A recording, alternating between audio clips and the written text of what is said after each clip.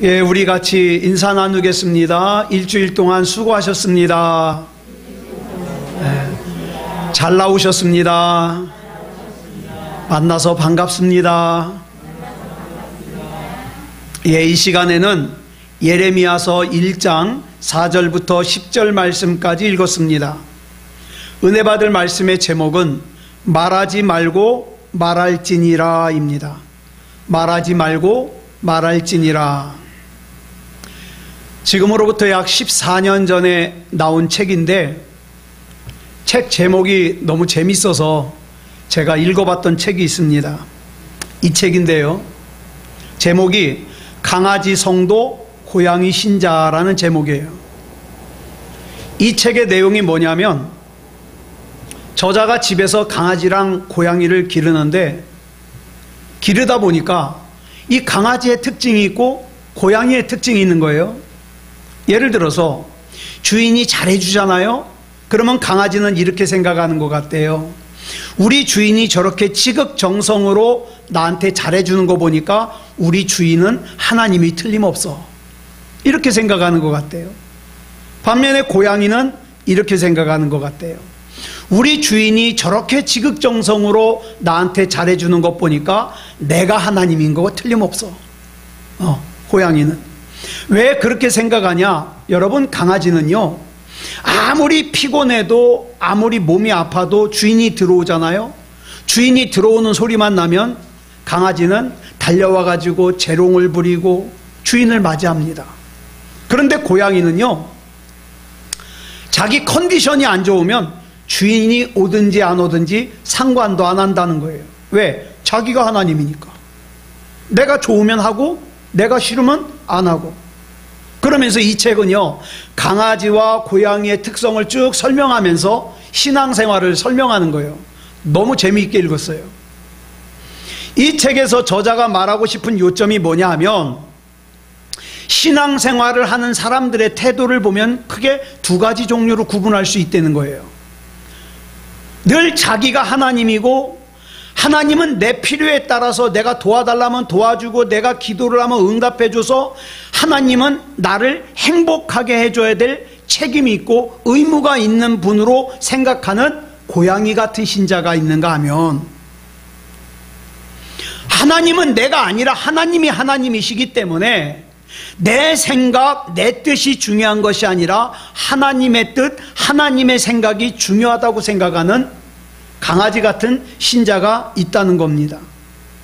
자, 오늘 저와 여러분은 하나님 앞에서, 또 하나님의 말씀 앞에서 고양이 같은 신자인 것 같습니까?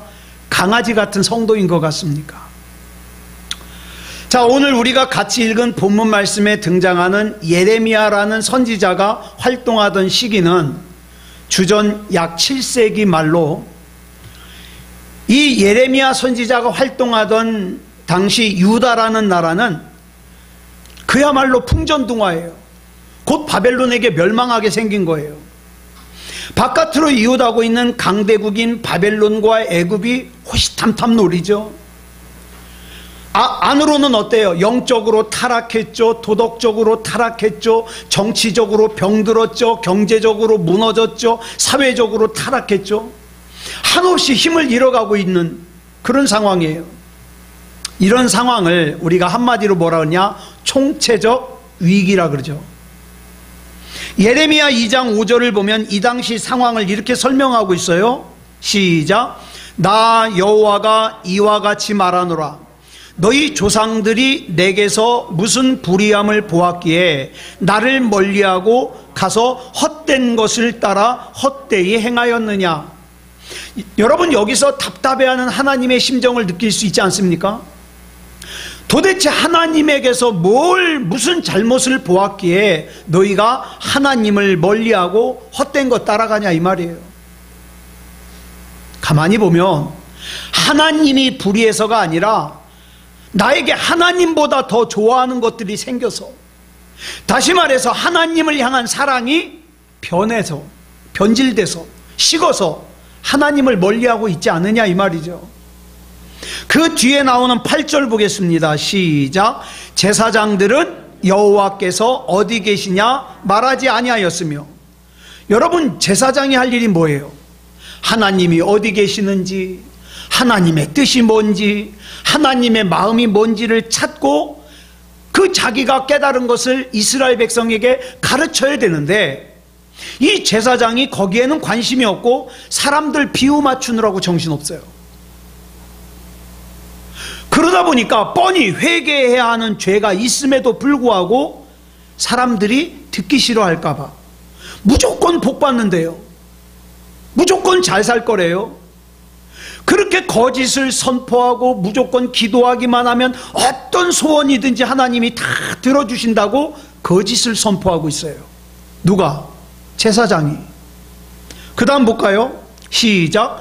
율법을 다루는 자들은 나를 알지 못하며 관리들도 나에게 반역하며.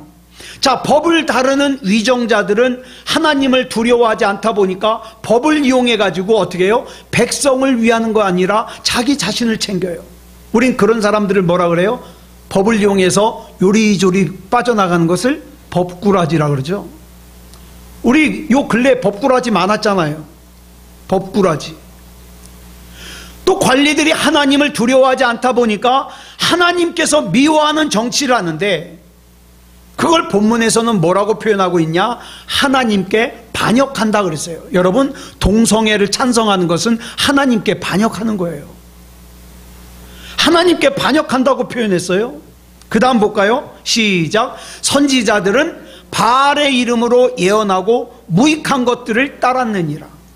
마땅히 하나님의 말씀을 선포해야 될 선지자들은 변질되고 타락해가지고 그저 신기한 거 좋아하고 무당이 하는 짓 하고 그래가지고 어떻게 해요? 사람들 끌어모으는 데만 혈안이 돼 있는 거죠.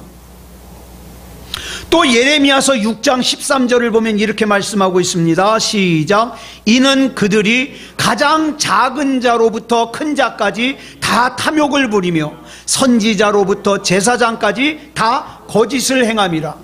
이 말씀을 읽고 있으면요, 어쩌면 그렇게 우리의 현실과 너무 비슷한지. 그런데 여기에서 우리가 희망을 가지게 되는 것이 오늘 본문 4절을 보면 이렇게 말씀하고 있어요. 시작. 여호와의 말씀이 내게 임하니라 이르시되. 그 무서운 영적인 타락과 어두운 때에 첫 번째 메시지가 뭐냐? 여호와의 말씀이 임했다는 거예요. 여러분, 지금 여러분이 처한 상황이 어떠하든지 상관없어요. 여러분에게 지금 하나님의 말씀이 임하고 있다면 여러분은 삽니다. 그런데 하나님의 말씀이 임하지 않는다면 여러분이 아무리 돈이 많아도 하는 일이 잘 풀려도 여러분은 마지막을 향해서 가는 거예요. 중요한 것은 하나님의 말씀이 나에게 오느냐 이 말이에요. 자, 엘리 제사장의 가문을 보세요. 엘리 제사장의 가문은요, 좋은 가문이에요. 그럼에도 나중에 비참해진 이유가 사무엘상 3장 1절에 나오거든요. 같이 읽겠습니다. 시작. 아이 사무엘이 엘리 앞에서 여호와를 섬길 때에는 여호와의 말씀이 희귀하여 이상이 흔히 보이지 않았더라. 하나님의 말씀이 보여지지 않을 때, 하나님의 말씀이 들려지지 않을 때 개인이나 가정이나 교회나 나라는 타락하게 돼 있어요. 그러므로 저와 여러분에게는 하나님의 말씀이 들려져야 됩니다. 자, 아까 본문 4절에서 여호와의 말씀이 내게 임하니라 그랬는데 여기서 말하는 내가 누구예요? 내가 예레미야 선지자지요. 이게 왜 은혜가 되느냐? 개인이 타락하고 가정이 타락하고 교회가 타락하고 나라가 타락할 때 하나님께서는 그 타락한 것을 회복시키기 위해서 하나님의 말씀을 하나님의 사람에게 보내주셔서 준비시킨다는 것 때문이에요. 여러분, 하나님께서는요, 여러분의 가정을 이렇게 세우기 위해서 여러분의 가정 가운데 하나님이 보내신 하나님의 사람에게 말씀을 보내십니다. 우리 교회를 바로 세우기 위해서 하나님께서 보내신 사람에게 말씀을 먼저 보내서 바로 세우십니다. 여러분, 이스라엘 백성이 애굽에서 종살이를 하면서 신음하고 있을 때 하나님께서는 모세를 준비시키셨어요. 저는 오늘 이 시간에 저와 여러분이 이런 고백했으면 좋겠습니다. 하나님께서는 우리 가정을 위해서 나를 준비하셨다. 하나님께서는 우리 교회를 위해서 나를 준비하셨다. 하나님께서는 우리 나라를 위해서 나를 준비하셨다. 이런 고백. 그러기 위해서 나에게 뭘 주시는가? 하나님의 말씀을 주십니다. 이런 말씀을 드리면 어떤 사람은 벌써 차단합니다. 에이, 나는 아니야. 내가 얼마나 지금 힘든데, 내가 지금 얼마나 부족한데, 나는 아니야. 우리 아이는 아니야. 우리 집구석은 아니야. 그런데 여러분, 본문 5절 보겠습니다. 시작. 내가 너를 모태에 짓기 전에 너를 알았고, 내가 배에서 나오기 전에 너를 성별하였고, 너를 여러 나라의 선지자로 세웠노라 하시기로. 저는 이 말씀이 너무 좋아요. 예레미야서 읽을 때마다. 이 말씀이 위로가 되고 좋은 이유가, 만약에 하나님께서 네가 공부를 잘하는 것을 보니 내가 너를 구별해서 써야 되겠다, 이렇게 말씀을 하셨던가, 네가 사람을 이끄는 리더십이 있는 걸 보니까 내가 너를 써야 되겠다, 이렇게 말씀하셨던가, 내가 말을 조리 있게 말하는 걸 보니까 내가 너를 구별해서 써야 되겠다, 이렇게 말씀을 하셨다면, 공부 잘 못하는 나는, 리더십이 없는 나는, 말을 조리 있게 논리적으로 잘 말하지 못하는 나는 이 말씀과 상관이 없을 수가 있거든요. 그런데 우리 하나님께서는 그런 것 가지고 나를 택하시는 것이 아니라, 내가 엄마 뱃속에서 만들어지기도 전에 나를 사용하시겠다고 작정하신 거예요. 문제는 그 하나님의 부르심에 대한 예레미야의 반응입니다. 본문 6절에 보면 예레미야의 반응이 나오거든요. 뭐라고 반응합니까? 시작. 내가 이르되 슬프도소이다. 주 여호와여 보소서, 나는 아이라 말할 줄을 알지 못하나이다 하니. 하나님께서는 지금 예레미야를 향한 확신을 가지고 예레미야를 부르시는데, 정작 본인은 자기는 아니라는 거예요. 자기 인생에 대한 확신이 없어요. 난 다 틀렸다는 거예요. 사람 잘못 봤다는 거예요. 나는 아이라는 거예요. 나는 아이라 말 잘 못합니다. 나는 위기에 처한 내 나라를 구할 능력이 없습니다. 그런데 여기 예레미야가 미처 못 본 게 있어요. 뭐예요? 바로 자기를 향한 하나님의 계획과 관심이에요. 오늘 본문 5절을 보면 이렇게 시작하죠. 내가 너를 모태에 짓기 전에 너를 알았고. 제가 좋아하는 찬양 가운데 이 찬양이 있어요. 하나님은 너를 만드신 분. 전 이 가사가 너무 좋아요. 우리 같이 한번 불러볼까요? 시작.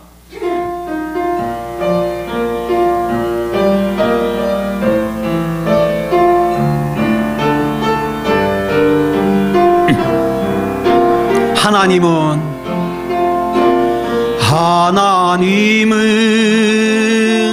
너를 만드신 분, 너를 가장 많이 알고 계시며,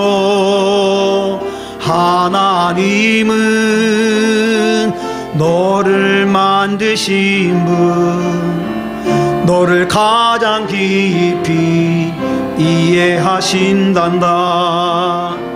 하나님은 너를 지키시는 분, 너를 절대 포기하지 않으며, 하나님은 너를 지키시는 분, 너를 쉬지 않고 지켜보신단다. 그의 생각 셀 수 없고,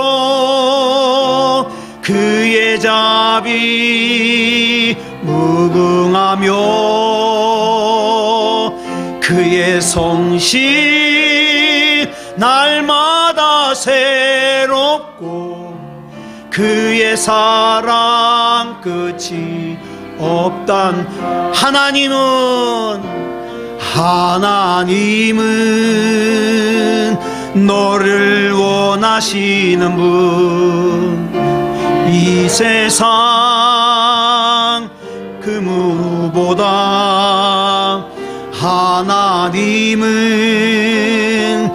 너를 원하시는 분, 너와 같이 있고 싶어 하신단다.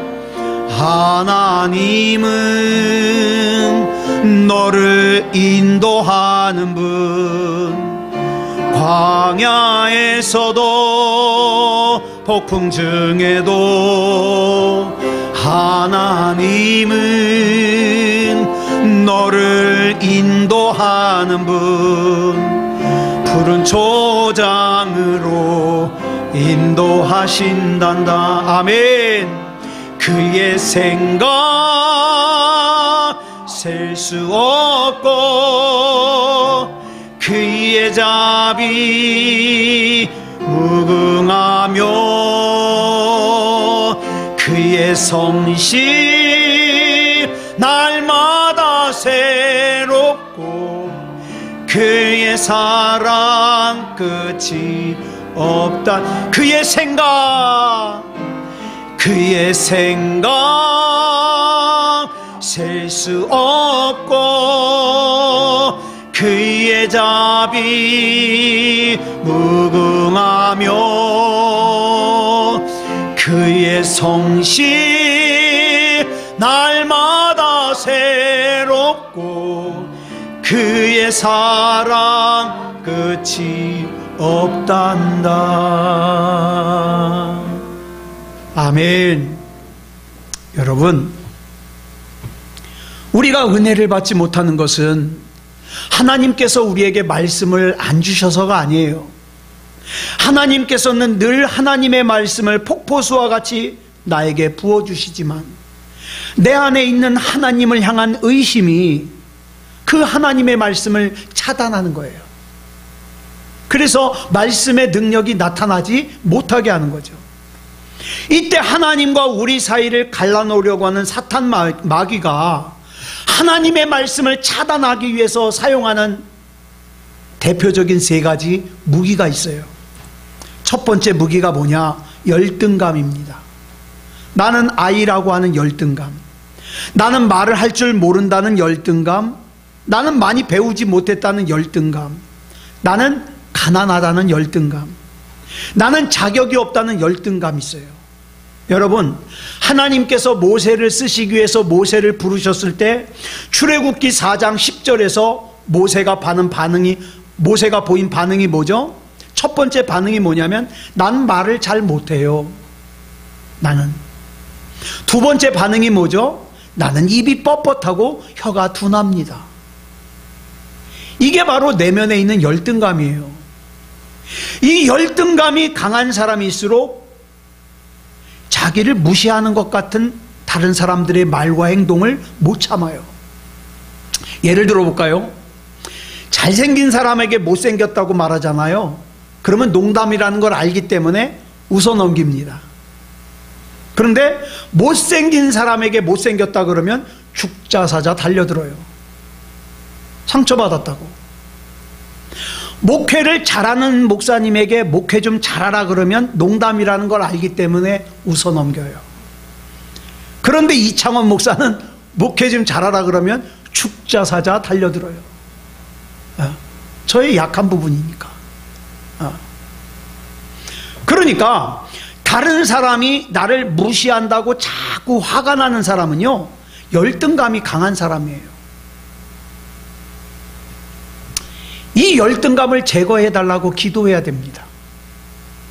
그 다음 두 번째 마귀의 무기가 뭐냐? 죄책감이에요. 내가 은혜를 받고 내 인생의 확신을 가지고 살려 그러면 악한 마귀가 제일 처음에 들이대는 무기가 뭐냐? 죄책감이에요. 과거에 네가 한 짓을 내가 다 알고 있다는 거예요. 네가 이런 행동을 하고도 네가 거룩하다고? 네가 이런 짓을 하고도 거룩하다고? 자꾸 이렇게 들이댑니다. 그러면서 이렇게 속삭여요. 네가 아무리 그래봐야 네가 죄인이라는 거 너도 알잖아. 야, 그런다고 네가 그때 지은 그 죄가 없어질 것 같아? 네 남편은 모르지만 내가 알아. 네 아내는 모르지만 내가 알아. 하나님은 너 같은 별 볼 일 없는 인생은 안 쓰셔. 근데 여러분, 에베소서 6장 16절에 보니까 이런 죄책감을 뭐라고 표현했느냐? 불화살이라고 표현했어요. 막 와서 꽂히는 거예요. 그러면 어떻습니까? 이것 때문에 고통스러운 거예요. 앞으로 나아가질 못해요. 만약에 제가 오늘 여러분들에게 예배를 시작하면서 이렇게 얘기를 했어요. 여러분, 죄송합니다. 저는 오늘 예배를 인도하지 못할 것 같습니다. 그럼 깜짝 놀라겠죠. 아유, 목사님 왜요? 예, 오늘 아침에 사탄 마귀가 저보고 예배를 인도할 자격이 없다고 강단에 서지 말라네요. 여러분 이해하시겠습니까? 못하시겠습니까? 그런데요, 제가 가만히 살다 보니까 하나님께서 여러분에게 주신 자격을 믿지 못하는 사람이 많아요. 의외로 많아요. 그래가지고 마귀가 주는 그 죄책감에 끌려다닙니다. 마귀가 심어준 패배감에 끌려다닙니다. 그래서 이 마귀의 불화살을 막을 수 있도록 하나님께서 우리에게 주신 방패가 있어요. 그 방패가 뭐냐? 로마서 8장 1절로 2절에 나와요. 시작. 그러므로 이제 그리스도 예수 안에 있는 자에게는 결코 정죄함이 없나니 이는 그리스도 예수 안에 있는 생명의 성령의 법이 죄와 사망의 법에서 너를 해방하였습니다. 아멘. 제가 오늘 이 자리에 서서 하나님의 말씀을 증거할 수 있는 것은 제가 죄를 전혀 짓지 않은 거룩한 사람이라서가 아니에요. 저 죄 졌어요. 또 제가 죄를 안 지은 것처럼 할 정도로 뻔뻔해서도 아니에요. 그러면 어떻게 할 수 있는 거예요? 그리스도 예수 안에 있는 생명의 성령의 법이 죄와 사망의 법에서 저를 해방시켰기 때문에. 나는 예수님 짤이거든요. 예수님의 보혈을 값주고 샀으니까. 그러니까 이제 더 이상 내 안에는 정죄함이 없어요. 예수님이 나 때문에 십자가 지셨는데, 예수님께서 나 때문에 그 수치를 당하셨는데, 이제 예수 그리스도의 십자가를 붙잡는 그 순간 우리의 모든 과거의 죄들은 십자가표 보혈비누로 깨끗이 씻어져서요 정죄함을 받지 않습니다. 네. 그게 두 번째죠. 그 다음 세 번째 사탄 마귀가 사용하는 무기가 뭐냐? 비교의식이에요. 여러분, 우리 은근히 비교의식 때문에 많이 힘들어요. 마귀가 최초의 인간인 아담과 하와를 공격할 때 사용한 무기가 이 비교의식이에요. 여러분, 이 당시에 전 인류라고 해봐야 둘 뿐이 없어요. 아담, 하와. 그죠? 뭐 비교할 게 있어야죠. 지금 뭐 여러 사람이 있어야, 야, 옆집 남자 봐. 돈도 잘 벌어오고 얼마나 가정적인지 몰라. 이런 비교라도 하지. 달랑 아담과 하와 둘밖에 없는데 비교할 수 있겠어요? 그런데 여러분, 마귀가 누구랑 비교하게 합니까? 야, 선악과 따먹어. 그러면 눈이 밝아져서 누구처럼 될 거야? 하나님처럼 될 거야. 세상에 하나님과 비교를 하네. 여러분, 마귀는 역사 이래로 끊임없이 비교의식이라는 무기를 사용해 가지고 내가 남보다 조금 더 나으면 교만하게 만들고, 내가 남보다 조금 못하면 절망하게 만들어요. 그래서 제가 스트레스 지수를 자주 체크를 하는데 제가 요새 스트레스를 안 받아요. 이유가 뭔지 아세요? 제가 자꾸 이렇게 외쳐요. 나는 나다. 나는 나야. 누구랑 나를 비교할 거 없지. 난 나야. 난 나기 때문에 내 나름대로 하나님 앞에 쓰임받으면 돼. 이렇게 자꾸 외쳐요. 자꾸 말로 해요, 제가. 그래서 예레미야가 이 부정적인 생각에 사로잡혀서 하나님의 부르심에 기쁨으로 순종을 못하자 이 예레미야에게 하나님께서 두 가지 강력한 명령을 하십니다. 여러분, 이 명령을 오늘 저와 여러분에게도 하십니다. 무슨 명령을 하실까? 첫 번째, 언어를 바꿔라. 이제 저와 여러분이 하는 말을 바꾸시기 바랍니다. 본문 7절 볼까요? 시작. 여호와께서 내게 이르시되 너는 아이라 말하지 말고 내가 너를 누구에게 보내든지 너는 가며 내가 내게 무엇을 명령하든지 너는 말할지니라. 여러분, 저와 여러분에게는 하지 말아야 할 말과 해야 할 말이 있어요. 하지 말아야 할 말을 하는 사람은 후회해요. 또 해야 할 말을 하지 않는 사람은 능력이 없어요. 자, 그럼 하지 말아야 할 말이 뭔가? 자기 스스로에 대하여 부정적인 생각을 하지 말아요. 부정적인 말을 하지 말아요. 그 말이 틀려서 하지 말라는 말이 아니에요. 그 말이 맞을지라도 하지 말아요. 왜? 하나님이 하지 말라니까. 여러분, 진짜 행복, 진짜 교회의 부흥은요, 부정적인 생각을 말하지 않는 것으로부터 출발합니다. 시편 39편 1절 말씀 보겠습니다. 시작. 내가 말하기를 나의 행위를 조심하여 내 혀로 범죄하지 아니하리니 악인이 내 앞에 있을 때에 내가 내 입에 재갈을 먹이리라 하였도다. 여러분, 여러분들이 일상생활에서 하는 말이 틀리지 않아요. 맞아요. 힘들다. 아우 힘들어. 맞아요. 맞는 말이에요. 화가 난다. 맞아요. 여러분 화나요. 참기가 힘들다. 맞아요. 여러분 참기 힘든 거 맞아요. 여러분이 하는 말 거의 다 맞는 말이에요. 여러분이 하는 말이 틀려서 하지 말라는 게 아니에요. 여러분이 하는 말이 다 맞지만 맞는 말이든 틀린 말이든 부정적인 말은 입 밖에 내지 말자.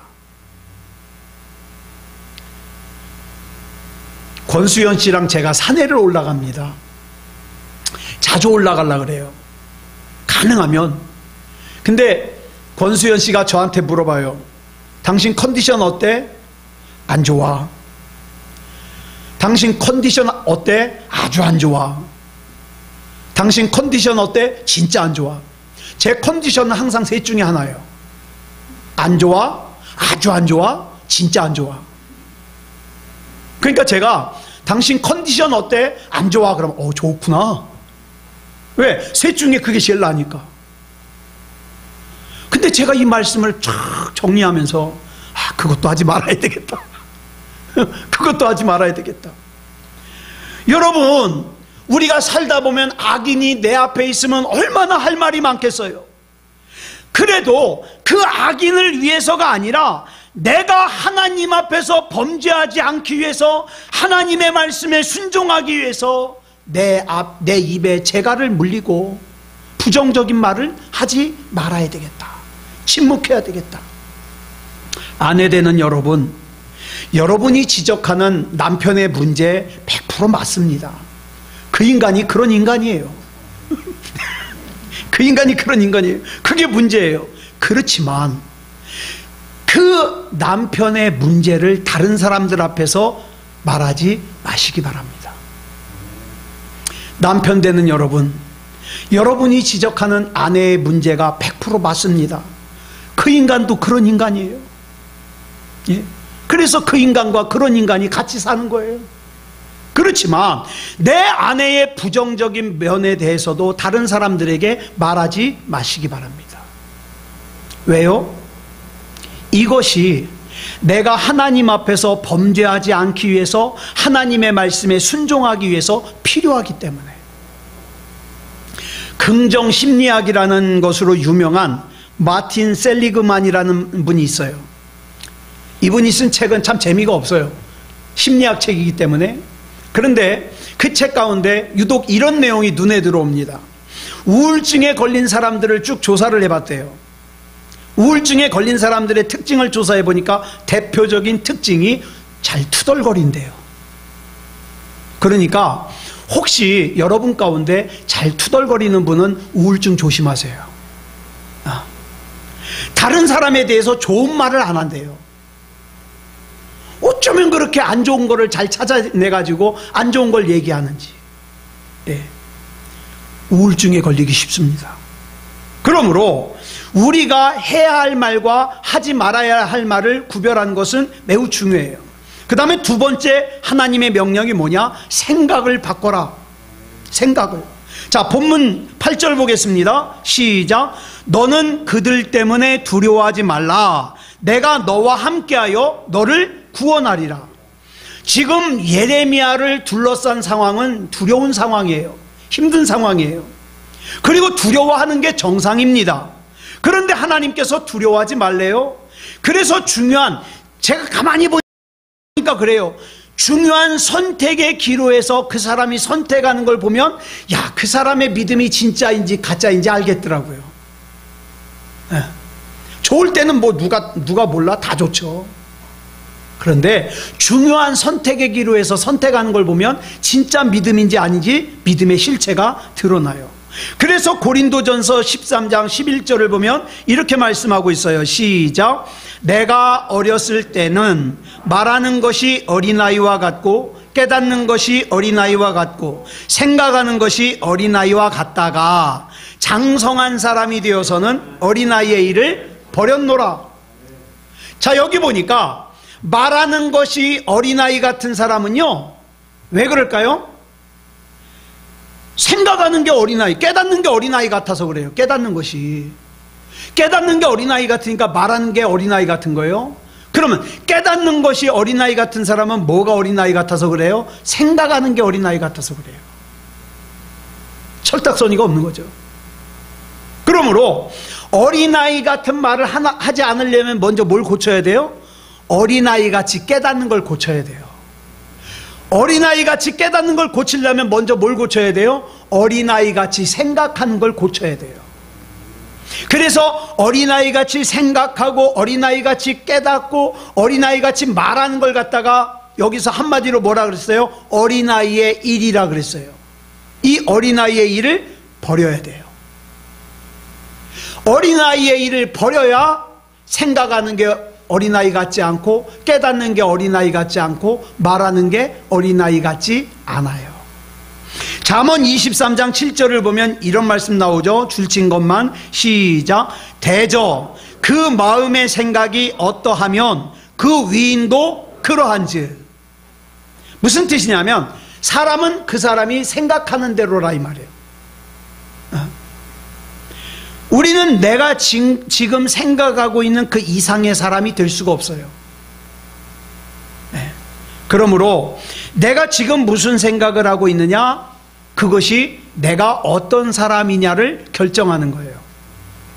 열왕기하 5장 11절로 12절을 보면 문둥병을 고치기 위해서 이스라엘의 선지자 엘리사를 아람 나라의 군대 장관 나아만이 찾아오죠. 여기 보니까 이 엘리사를 찾아오면서 나아만이 생각을 해요. 나아만이 생각하는데 무슨 생각을 하냐? 첫째, 내가 아람 나라의 군대 장관이니까 일단 오면 내 생각에는 엘리사 선지자가 직접 나와서 나를 맞아줄 거야. 정중하게, 국빈으로. 이걸 생각을 해요. 그 다음엔 또 뭘 생각하냐? 엘리사가 섬기는 하나님 여호와의 이름을 부르면서 엘리사 선지자가 손을, 내 나병이 일어난 곳에 손을 탁 대고 막 주술 행위를 하면서 중얼중얼 무슨 주문을 외워가면서 요란 뻑적지근하게 하나님 앞에 기도해서 내 문둥병을 고칠 거야. 뭐해? 내 생각에. 그리고 우리나라에 있는, 그러니까 아람 나라에 있는 바르바리라는 강이 요단강보다 더 훨씬 깨끗하니까 요단강에 들어가서 고칠 것 같으면 우리나라에 있는 바르발강에 들어가면 더 잘 고칠 거야. 누구 생각에? 내 생각에. 예. 그러니까 이 나아만 장군은 자기를 치료하는 능력이 하나님께 있다는 걸 믿지 않고 뭘 의식한 거예요? 의식에, 강물에. 이 초점이 잘못 맞은 거죠. 그런데 자기의 생각과 엘리사 선지자가 하는 것이 다르니까 어떤 반응을 합니까? 줄친 것만 보겠습니다. 몸을 돌려 분노하며 떠나니. 자기 생각과 다르다 이 말이에요. 내가 교회를 오면 이렇게 해줄 줄 알았는데 내 생각과 다르네. 내가 교회를 다니면 나를 왕처럼 떠받들어주면서 내 비율을 맞춰줄 줄 알았는데 내가 이렇게 힘든데 본척만 척하네. 몸을 돌려서 분노하면서 떠나는 거예요. 이럴 줄 몰랐다는 거죠. 여러분, 나만의 생각을 따라간 결과가 뭐냐? 분노하면서 떠나는 거예요. 그러나 기억하세요. 이 나만의 생각으로는 나만의 문둥병을 고칠 수 없습니다. 우리 역시도 마찬가지예요. 하나님의 말씀을 떠난 내 생각으로는 우리 인생이 고침받지 못합니다. 그렇기 때문에 우리는 내 생각을 버리고 하나님의 생각으로 돌아가야 돼요.